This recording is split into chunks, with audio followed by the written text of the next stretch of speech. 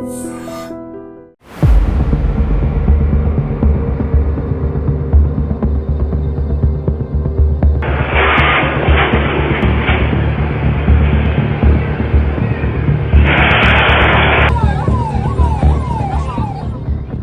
అత్యంత షాకింగ్ సంఘటన అని చెప్పొచ్చు. ఎందుకంటే స్పష్టంగా మనం విజువల్ చూస్తున్నాం. అన్ని నివాస ప్రాంతాలు పూర్తిగా అండ్ నివాస ప్రాంతాల్లో అక్కడక్కడ ఖాళీ స్థలం ఉన్నప్పుడు చాలామంది ఇళ్ళు అవి కట్టుకుంటూ ఉంటారు కాబట్టి అందులో భాగంగానే ఇళ్ళ మధ్యల నుంచి ఒక ఏరియాని పాస్ అవుతూ ఒక ఇసుక లారీ డైరెక్ట్గా ఒక షాప్లోకి దూసుకు వెళ్ళింది. అసలు హాహాకారాలు. అంటే డే టైం అది.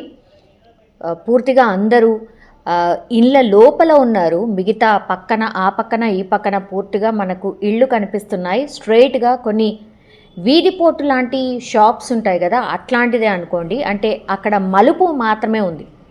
సో ఈ లారీ స్ట్రైట్గా ఉన్నటువంటి ఒక షాప్ ఏదైతే ఉందో ఆ షాప్ లోపలికి ఎంత ఫాస్ట్గా దూసుకు వెళ్ళింది అంటే ఎవరు కూడా ఎక్స్పెక్ట్ చేసి ఉండరు.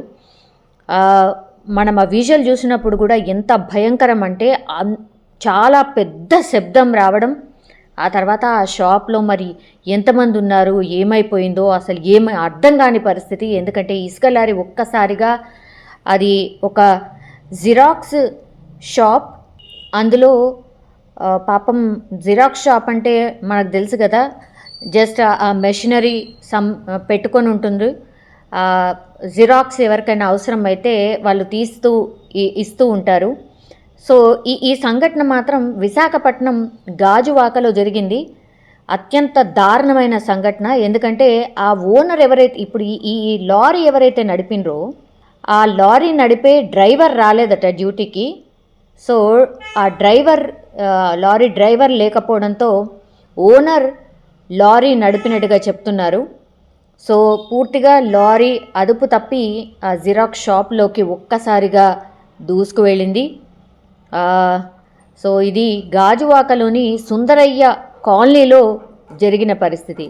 అయితే ఈ ప్రమాదంలో పాపం ఒక వ్యక్తి ప్రాణాలు కోల్పోయాడు. ఆయన ఎవరు అంటే విశాఖ స్టీల్ ప్లాంట్లో ఉద్యోగం చేస్తున్న వెంకటరమణ. ప్రస్తుతం ఆయనకి 58 సంవత్సరాలు. ఒక్కసారిగా డైరెక్ట్గా ఆ లారీ ఆయనని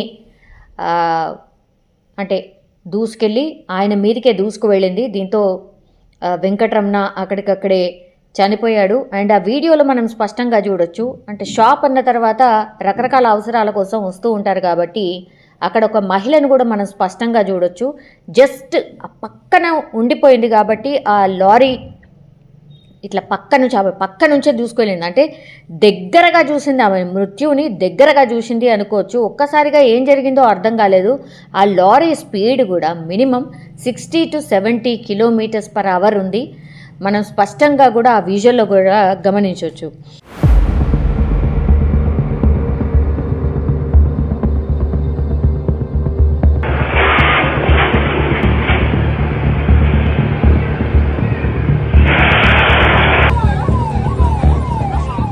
సో జస్ట్ ఒక కండ్రెప్పపాటులో ప్రమాదం తప్పింది అంటారు కదా, ఆ మహిళ అలాగే ఎస్కేప్ అయింది ఆ యాక్సిడెంట్ నుంచి. కానీ ఒక్కసారిగా ఆ ఇన్సిడెంట్ జరగడం, ఆ పక్కనున్న వాళ్ళు, ఆ చుట్టుపక్కల ఉన్న వాళ్ళు అసలు ఏం జరిగిందో ఏంటో అర్థం కాక గట్టిగా అరుపులు వేసుకుంటూ రావడం, ఇళ్ల నుంచి బయటికి అందరు పరుగులు తీశారు. ఒక నిమిషం పాటు వాళ్ళకి ఏం అర్థం కాలేదు. అక్కడికి వచ్చి చూస్తే పాపం రోజు తన కళ్ళ ముందే ఆ షాప్ నడిపించే వ్యక్తి చూస్తూ ఉంటారు అతన్ని రోజు. అట్లాంటి వ్యక్తి మీదకి ఈరోజు ఆ లారీ దూసుకు వెళ్ళడం, అక్కడే స్పాట్లోనే ఆయన చనిపోవడం జరిగింది. సో ఒక్కసారిగా ఆ కాలనీ వాసులందరూ కూడా ఒక రకంగా షాక్లో ఉండిపోయిన పరిస్థితి కనిపిస్తోంది. కానీ ఈ లారీ తప్పిదం ఎంత ఉంది అంటే లారీ డ్రైవర్ రాలేదు కాబట్టి ఇప్పుడు ఈ ఇసుకని ఒక చోటు నుంచి ఇంకో చోటికి చేరవేయాలి కాబట్టి తప్పనిసరి పరిస్థితుల్లో మరి ఓనర్ నడిపాడా, అసలు ఈ ఓనర్కి లైసెన్స్ ఉందా, లేకపోతే అసలు నిద్రమత్తులో ఉన్నాడా, లేకపోతే మందు తాగి నడిపిస్తున్నాడా, మరి ఏంటి రీజన్?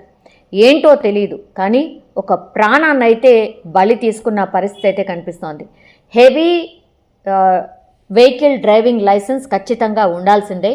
మరి అసలు ఇతనికి లారీ నడిపే అలవాటు ఉందా లేదా అర్థం కాని పరిస్థితి. బికాజ్ ఆ లారీ దూసుకుపోయిన సిచ్యువేషన్ చూసినా, లేకపోతే ఆ డ్రైవింగ్ చూసినా కూడా అదేదో ఖాళీ స్థలంలో హైవేలో నడిపినట్టుగా ఆయన ఇండ్ల మధ్య నుంచి వెళ్తున్నాడు.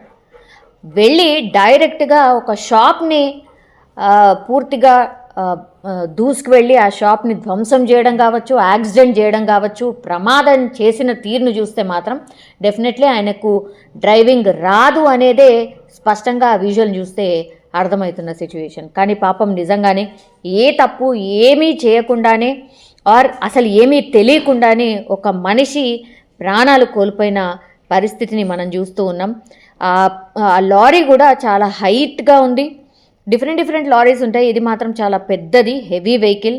సో ఒక్కసారిగా సగంకి సగం షాప్ లోపలికి దూసుకు వెళ్ళే పరిస్థితి. అక్కడ పూర్తిగా ఒక భయానక వాతావరణం స్పష్టంగా అక్కడున్న వాళ్ళు చూసిన సిచ్యువేషన్ అయితే కనిపిస్తోంది.